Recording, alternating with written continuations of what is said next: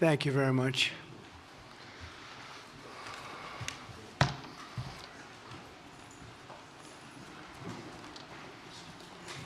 That's a lot of press. Congratulations. You bring them out. You really bring them out. Today, I'm delighted to welcome Israeli Prime Minister Benjamin Netanyahu back to the White House. It's a wonderful feeling and a wonderful event. We had fantastic talks, and thank you very much with your staff. He's the first foreign head of state to visit during our administration, and Bibi, I want to say it's an honor to have you with us. Over the past 4 years, the U.S. and the Israeli alliance has been tested more than any time in history. But the bonds of friendship and affection between the American and Israeli people have endured for generations, and they are absolutely unbreakable. They are unbreakable. I'm confident that under our leadership, the cherished alliance between our two countries will soon be stronger than ever. We had a great relationship. We had great victories together 4 years ago. Not so many victories over the past 4 years, however. In my first term, Prime Minister and I forged a tremendously successful partnership that brought peace and stability to the Middle East like it hadn't seen in decades.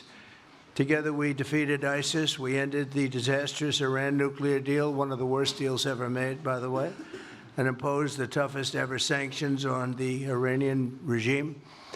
We starved Hamas and Iran's other terrorist proxies, and we starved them like they had never seen before. Resources and support disappeared for them. I recognized Israel's capital, opened the American embassy in Jerusalem, and got it built, by the way. Built it too, just not only designated it, but got it built at a price that nobody's seen for 40 years. We got it built. It's beautiful, all Jerusalem stone, right from nearby, and it's something that's very special. And recognized Israeli sovereignty over the Golan Heights, something that they talked about for 70 years, and they weren't able to get it, and I got it. And with the historic Abraham Accord, something that was really an achievement that was, I think, going to become more and more important because we achieved the most significant Middle East peace agreements in half a century, but the Abraham Accords in particular, and I really believe that many countries will soon be joining this amazing peace and economic development transaction. It really is a big economic development transaction. I think we're going to have a lot of people signing up very quickly. Unfortunately, for 4 years, nobody signed up. Nobody did anything for 4 years except in the negative. Unfortunately, the weakness and incompetence of those years, those past 4 years, the grave damage around the globe that was done, including in the Middle East, grave damage all over the globe. The horrors of October 7th would never have happened if I were president. The Ukraine and Russia disaster would never have happened if I were president. Over the past 16 months, Israel has endured a sustained, aggressive, and murderous assault on every front, but they fought back bravely. You see that, and you know that. What we have witnessed is an all-out attack on the very existence of a Jewish state in the Jewish homeland. The Israelis have stood strong and united in the face of an enemy that has kidnapped, tortured, raped, and slaughtered innocent men, women, children, and even little babies. I want to salute the Israeli people for meeting this trial with courage and determination and unflinching resolve. They have been strong. In our meetings today, the Prime Minister and I focused on the future, discussing how we can work together to ensure Hamas is eliminated and ultimately restore peace to a very troubled region. It's been troubled, but what's happened in the last 4 years has not been good. I want to thank Prime Minister Netanyahu for working closely with my transition team, the Special Envoy Steve Witkoff, who's here somewhere. Steve? Stand up, Steve, please. What a job you've done. What a good job you've done. Proud of you. Done a fantastic job. National Security Advisor Mike Waltz. Thank you, Mike, for working so well with us. Thank you. We have In addition, Marco Rubio, who is on the phone right now, listening to every single word that we say, and he's going to be great. And Pete, congratulations. And Scott, congratulations. I see you're here. And Caroline's been doing a great job. She's really probably talked about more than anybody here. She's done a fantastic job, and thank you very much, Caroline. We're proud of you. But we'll only be satisfied when all of these problems are solved, and we have the team to solve them, and that's going to happen. And it's going to happen, I think, very quickly. I also strongly believe that the Gaza Strip, which has been a symbol of death and destruction for so many decades, and so bad for the people anywhere near it, and especially those who live there, and frankly, who's been really very unlucky. It's been very unlucky. It's been an unlucky place for a long time. Being in its presence just has not been good, and it should not go through a process of rebuilding and occupation by the same people that have really stood there and fought for it and lived there and died there and lived a miserable existence there. Instead, we should go to other countries of interest with humanitarian hearts, and there are many of them that want to do this, and build various domains that will ultimately be occupied by the 1.8 million Palestinians living in Gaza, ending the death and destruction and, frankly, bad luck. This can be paid for by neighboring countries of great wealth. It could be 1, 2, 3, 4, 5, 7, 8, 12. It could be numerous sites, or it could be one large site. But the people will be able to live in comfort and peace, and we'll make sure something really spectacular is done. They're going to have peace. They're not going to be shot at and killed and destroyed like this civilization of wonderful people has had to endure. The only reason the Palestinians want to go back to Gaza is they have no alternative. It's right now a demolition site. This is just a demolition site. Virtually every building is down. They're living under fallen concrete that's very dangerous and very precarious.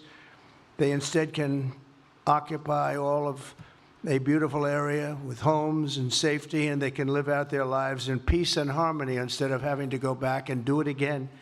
The U.S. will take over the Gaza Strip, and we will do a job with it, too. We'll own it and be responsible for dismantling all of the dangerous unexploded bombs and other weapons on the site, level the site and get rid of the destroyed buildings, level it out, create an economic development that will supply unlimited numbers of jobs and housing for the people of the area.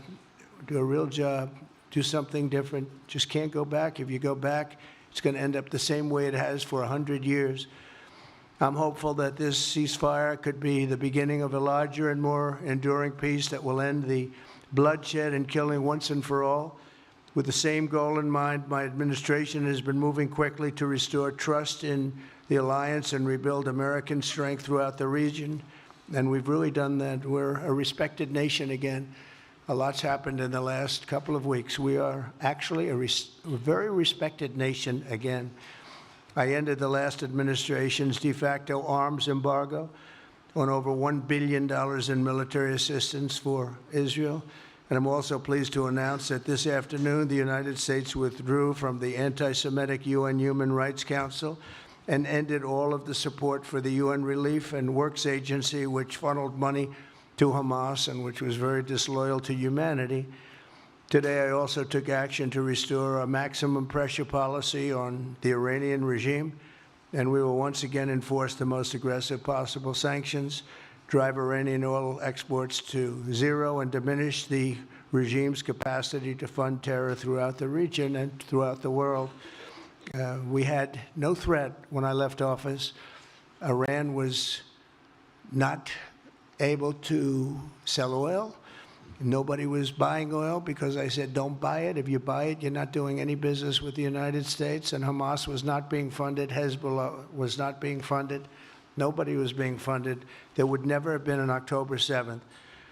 2 weeks ago, I once again designated the Houthis as a terrorist organization. They're trying to destroy world shipping lanes, and that's not going to happen. And over the weekend, I ordered airstrikes against senior ISIS leaders hiding in the caves of Somalia and took them out. Here in America, we've begun the process of deporting foreign terrorists, jihadists, and Hamas sympathizers from our soil, just as we have people that are extremely evil, and we're sending them out of our country. They came from jails. They came from mental institutions and insane asylums, and they were dumped into our country. They're gang members. We're getting them out at numbers that nobody can actually believe. And every single country is taking those people back. They said they would never take them back, and they're all taking them back, and they're taking them back very gladly. And I recently signed an executive order combating the vile wave of anti-Semitism that we've seen in the aftermath of the October 7th attacks. Together, America and Israel will renew the optimism that shined so brightly just 4 years ago. It was really a bright, beautiful light. We will restore calm and stability to the region and expand prosperity, opportunity, and hope to our nations and for all people of the Middle East, including the Arab and Muslim nations. Very important. We want the Arab and Muslim nations to have peace and have tranquility and have great lives. I'd like to now invite Prime Minister Netanyahu to say a few words, and we'll take some questions afterwards. Thank you very much. Thank you, Mr. President. I'm honored that you invited me to be the first foreign leader to visit the White House in your second term. This is a testament to your friendship and support for the Jewish state and the Jewish people. I've said this before, I'll say it again. You are the greatest friend Israel has ever had in the White House.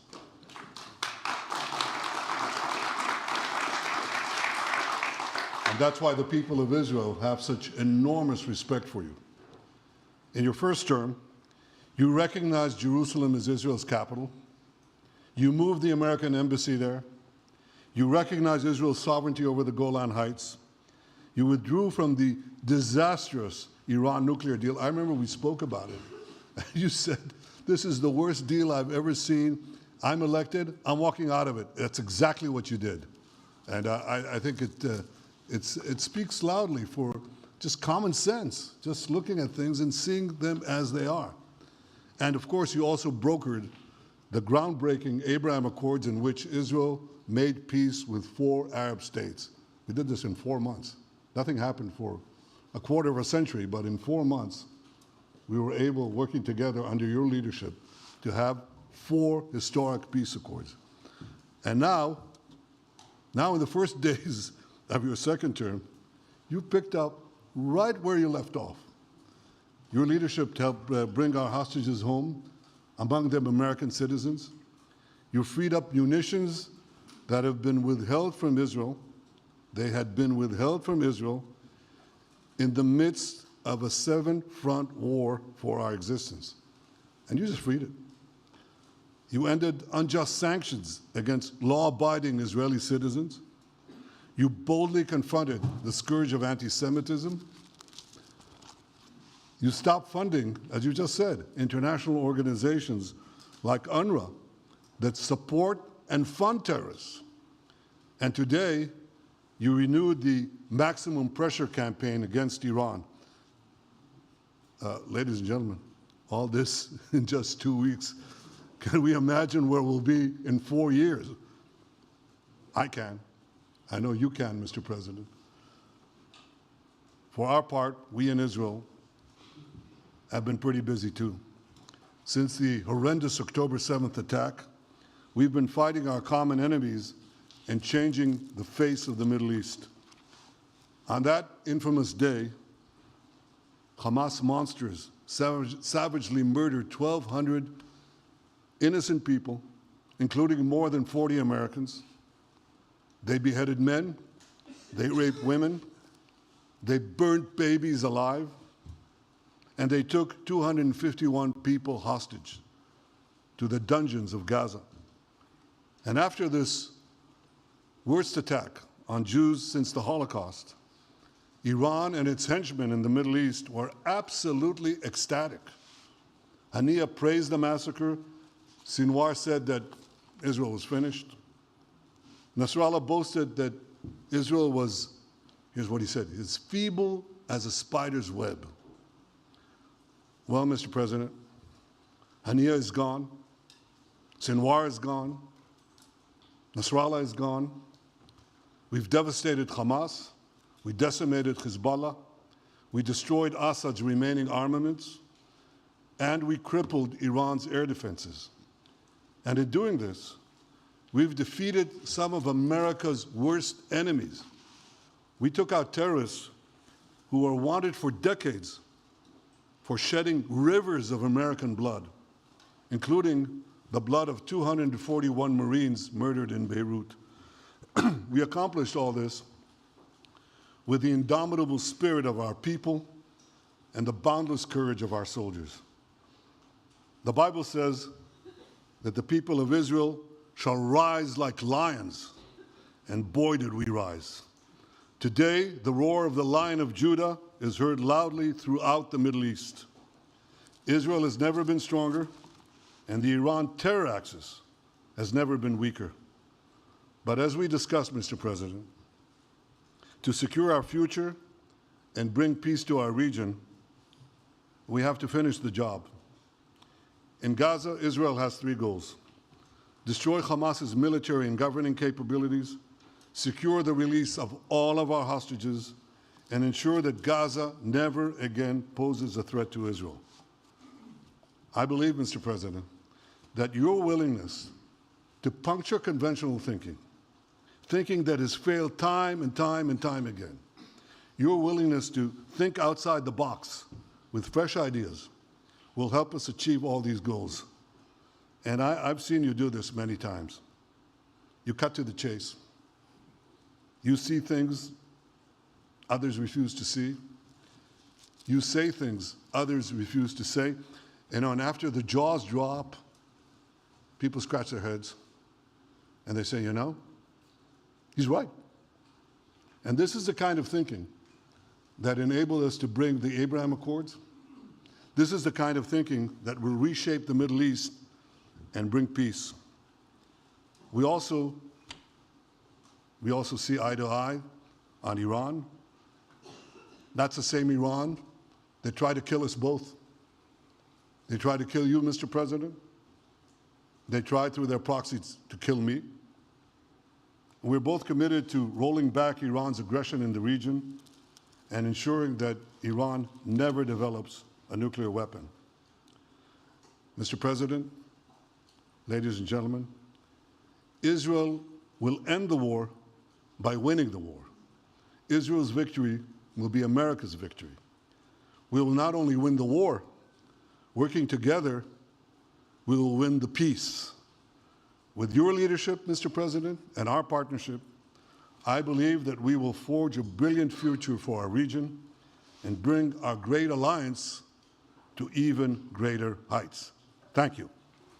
Thank you very much, baby. Very nice. Thank you. And J.D. Vance, everybody. J.D., please, Vice President, stand up.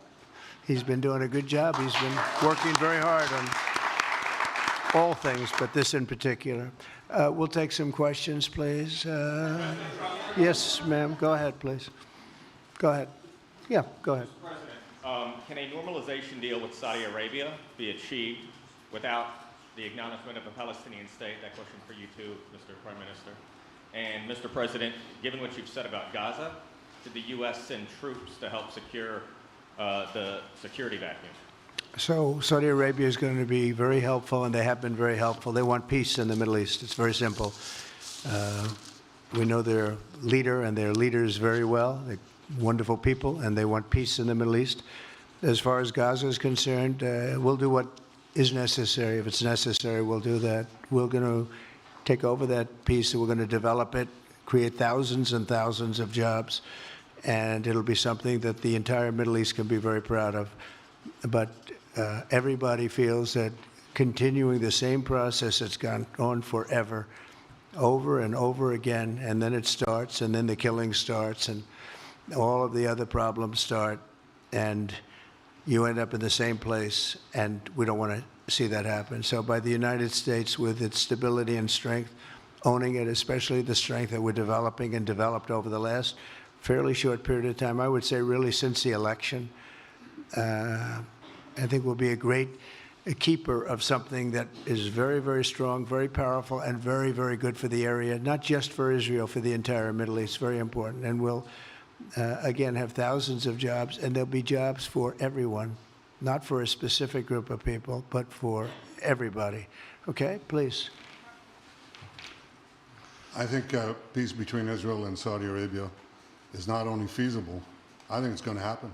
I think if we had another half a year in your first term, it would have already happened. True. Many, many more, I agree, many It more would have nations. I think you can't prejudge and pre-guess how we'll achieve it, but I'm committed to achieving it. And I know the president is committed to achieving it, and I think the Saudi leadership is interested to achieve it. So we'll give it a good shot, and I think we'll succeed. Yeah, please, go ahead. First of all, President Trump, did you hear from Prime Minister Netanyahu at the meeting guarantees that the ceasefire will hold, including phase 2? And Prime Minister Netanyahu referred to you. Why are you refusing to set up a national commission to investigate failures of the process? Well, I can't tell you whether or not the ceasefire will hold. We've done, I think, a very masterful job. We weren't helped very much by the Biden administration, I can tell you that. But we've gotten quite a few hostages out. We're going to get more out. But we're dealing with very complex people. And we are going to see whether or not it holds. We certainly want to have more come out. They've come out damaged in many ways, very damaged people. But they're going to get better, and they're going to be strong, and they're going to have a good life. And we hope to get as many as possible out. Whether or not it holds, I don't know. We hope it holds. We hope it holds. I think that at the appropriate time, which I think will enable us to really investigate what happens, what were the causes of the failures, by an independent commission that will be accepted by the majority of the people. We don't want it accepted by one half of the people and not the other. I think we should have it, and we should find out exactly what happened. I'm insisting on it. And believe me, it'll surprise a lot of people when it happens. Kelly, go ahead, please. Mr. President, you are outlining something that is really quite striking tonight. You are talking about... Okay. Thank you, Mr. President, Mr. Prime Minister. You are talking tonight about the United States taking over a sovereign territory. What authority would allow you to do that? Are you talking about a permanent occupation there, redevelopment? And Mr. Prime Minister, do you see this idea as a way to expand the boundaries of Israel and to have a longer peace, even though the Israeli people know how important that land is to you and your citizens, just as the space is inherited by the Palestinians as well? I do see a long-term ownership position, and I see it bringing great stability to that part of the Middle East and maybe the entire Middle East.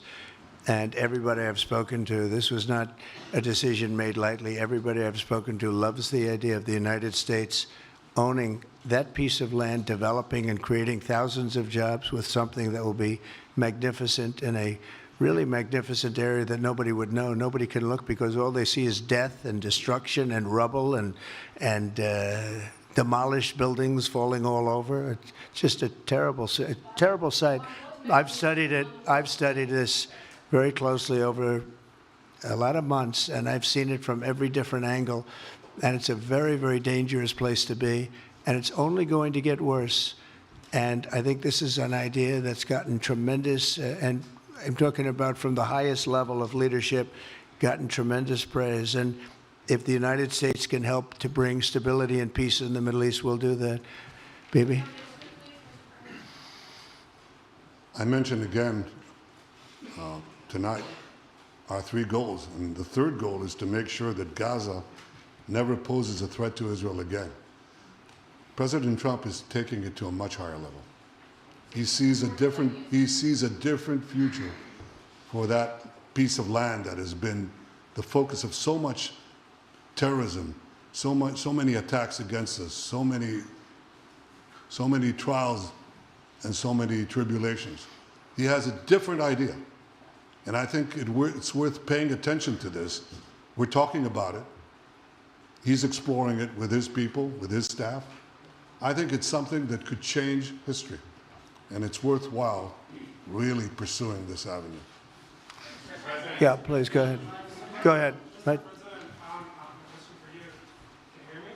Yeah. So before rebuilding Gaza again, obviously to take all the hostages, and one of them is Netanyahu, an American soldier who is alive. How will you be sure that you will take out all the hostages and then rebuild? We're working very hard to get all the hostages. The word is all, and we are working very hard. So far, it's been moving along fairly rapidly, pretty much on schedule.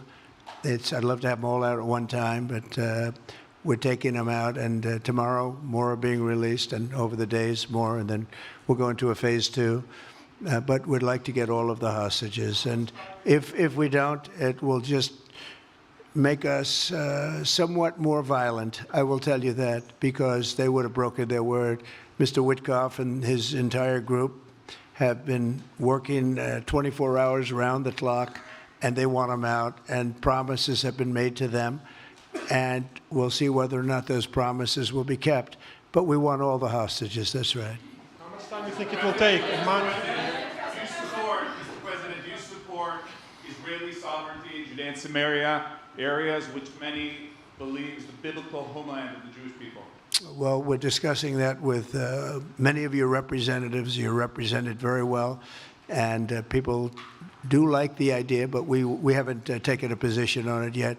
But we will be we'll be making an announcement probably on that very specific topic over the next 4 weeks.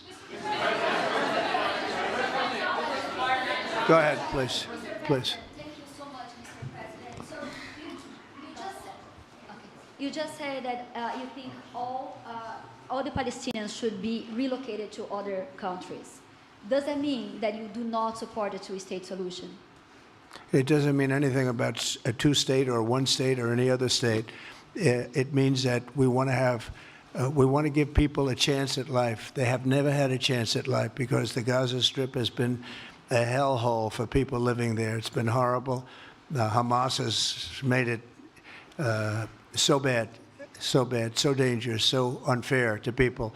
And by doing what I'm recommending that we do, it's a very strong recommendation, but it is a strong recommendation. By doing that, we think we're going to bring perhaps great peace to long beyond this area. And I have to stress, this is not for Israel. This is for everybody in the Middle East, Arabs, Muslims. This is for everybody. This would be where they can partake in terms of jobs and living and all of the other benefits.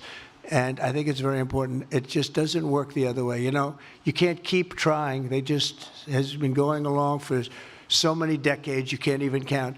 You just can't keep doing. You have to learn from history. You can't keep doing the same mistake over and over again.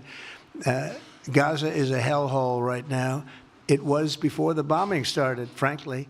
And we're going to give people a chance to live in a beautiful community that's safe and secure.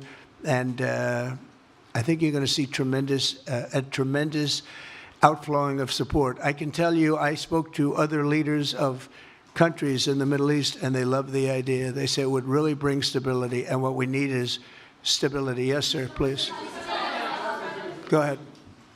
Thank you. Are you still committed to imposing sanctions on the ICC, despite the move being stalled in the Senate? And please, a question for the Prime Minister as well. The President has been very clear about his desire to achieve a deal with Saudi Arabia. How do you settle this if Israel is required to renew the war against Hamas in the future? Go ahead, Bibi. I think everybody understands that just as the President fought and defeated Al-Qaeda and ISIS, that we can't leave Hamas there because Hamas will continue the battle to destroy Israel. They'll do, you know, when in this temporary ceasefire, one of their leaders comes out, you know what he says? We're going to do October 7th again, except we'll do it bigger. So obviously, you can't talk about peace neither with Hamas or in the Middle East, if this toxic, murderous organization is left standing.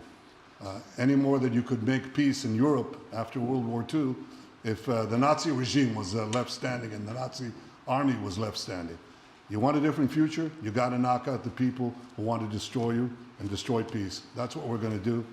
I think that will also usher in, actually, the peace with Saudi Arabia and with others. And I think there will be others, too. Yes, ma'am. Go ahead. Afghan suffered women as our expectation from you. Do you have any plan to change Afghanistan situation? Are you able to recognize Taliban? Because I'm an Afghan journalist, Afghan suffered women. Any comment about Afghanistan? What's your future plan for Afghan people, especially Afghanistan? I have a little hard time understanding you. Where are you from? Oh. Actually, it's a beautiful voice and a beautiful accent. The only problem is I can't understand a word you're saying.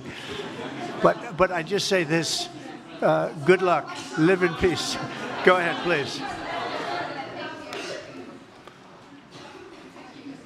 That's okay, yeah, please. And Prime Minister, you said earlier today that it was tough for you to implement these sanctions on Iran, but you did indicate that you were willing to negotiate with them. What would that look like, and are you in conversations with them? And the same for the Prime Minister, sir. I hated doing it. I want Iran to be peaceful and successful. I hated doing it.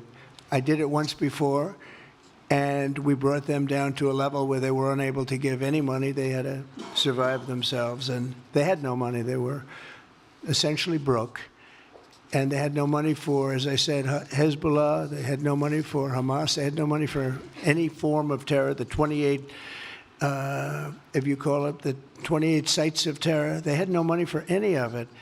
They had to do their own and focus on their own well-being. And I hated to do it then, and I hate to do it just as much now. And I say this, and I say this to Iran, who's listening very intently. I would love to be able to make a great deal, a deal where you can get on with your lives and you'll do wonderfully. You'll do wonderfully. Incredible people, industrious, beautiful, just an unbelievable group of people in Iran. And I know them well, have many friends from Iran and many friends that are Americans from Iran, and they're very proud of Iran.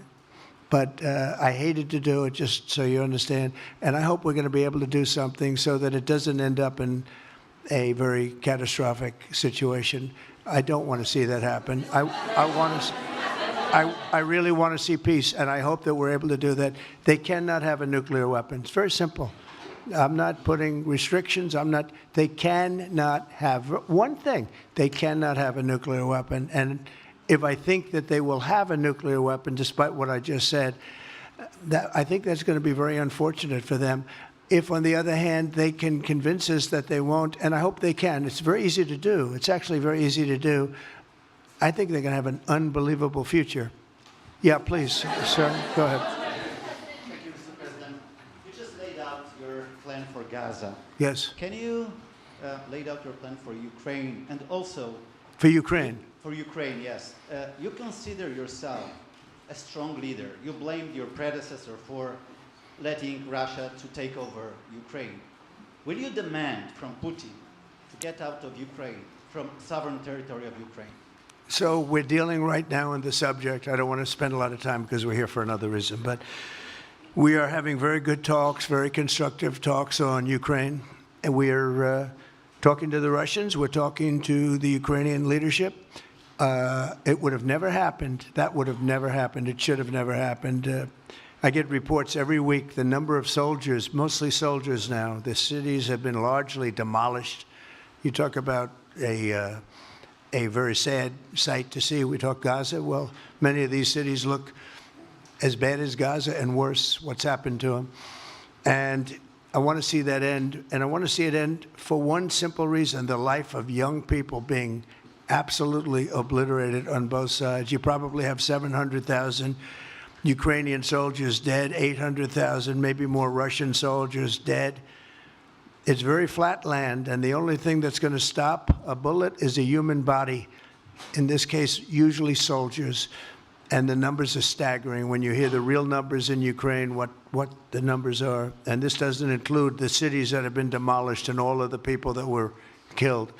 So I want to see it stopped. We're having very good talks, and I think we're going to get it. I think something will be, hopefully dramatically, it will rise above everything. You can't let this continue. You can't, this is an absolute slaughter that's taking place on the beautiful farmlands of Ukraine, and we have to stop it. We can't let this continue. It is